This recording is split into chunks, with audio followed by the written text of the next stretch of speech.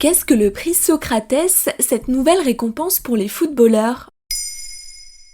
Merci d'avoir posé la question. La cérémonie du Ballon d'Or 2022 s'est tenue le 17 octobre 2022 à Paris. Comme chaque année, elle récompense les meilleurs joueurs et joueuses de l'année, avec une déclinaison pour le ou la meilleure buteuse, le gardien ou encore le meilleur espoir du ballon rond.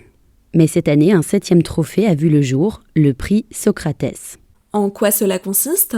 La nouvelle récompense est décernée aux joueuses ou joueurs les plus engagés dans des projets caritatifs ou sociétaux.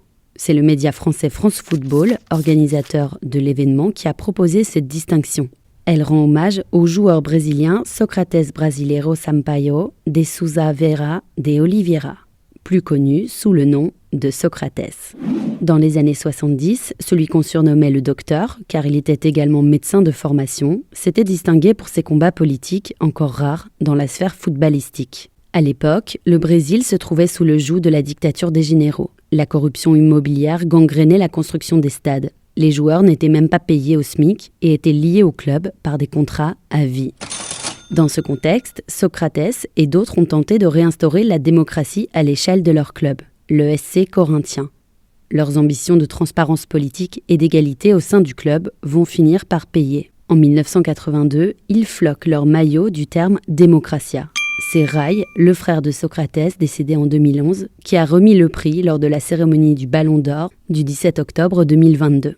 Et qui a été récompensé alors ? Sadio Mané, l'attaquant sénégalais du Bayern Munich. Il a été récompensé pour ses engagements dans la construction d'écoles et d'hôpitaux à Bambali, son village natal. Ces dernières années, le trentenaire a déboursé 350 millions de francs CFA, plus d'un demi-million d'euros, c'est-à-dire 2,4% de son salaire, pour financer un nouvel hôpital, ainsi qu'une école, un bureau de poste et une station-service.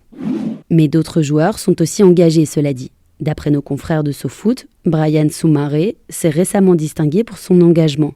Le milieu offensif dijonnais avait lancé un appel en novembre 2020 pour distribuer de l'aide alimentaire aux familles les plus pauvres. Issu d'un milieu où, je cite, « le frigo n'était pas toujours rempli », le joueur avait expliqué à l'époque ne pas supporter l'idée qu'un enfant n'ait pas à manger.